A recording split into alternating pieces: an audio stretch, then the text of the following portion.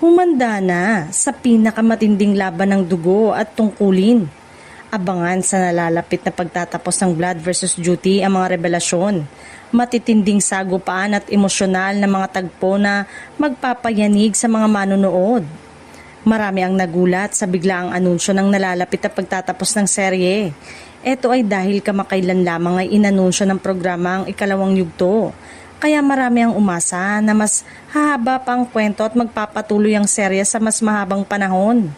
Dahil dito, umani ng iba't ibang reaksyon ng naturang anunsyo sa social media. Maraming netizen ang nagtaka kung bakit tila nagbago ang direksyon ng programa. Gayong inaasahan nilang mas marami pang kabanata ang mapapanood bago ito magtapos. May ilan ding netizen ang nagbigay ng kani-kanilang opinyon at espekulasyon tungkol sa naging desisyon ng programa.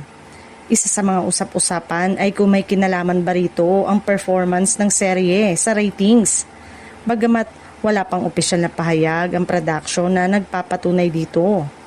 Sa kabila ng mga haka-haka, nananatiling mataas ang interest ng mga manonood sa magiging takbo ng mga huling episode.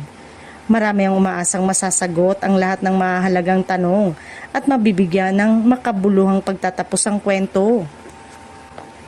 Sa ngayon, hinihintay pa rin ng publiko ang opisyal na paglilinaw mula sa production hinggil sa anunsyo. Hanggat sa mangyari yon, patuloy na aabangan ng mga tagahanga kung ano ang tunay na dahilan ng biglaang pagtatapos at kung ano ang naghihintay sa susunod na kabanata ng Blood versus Duty.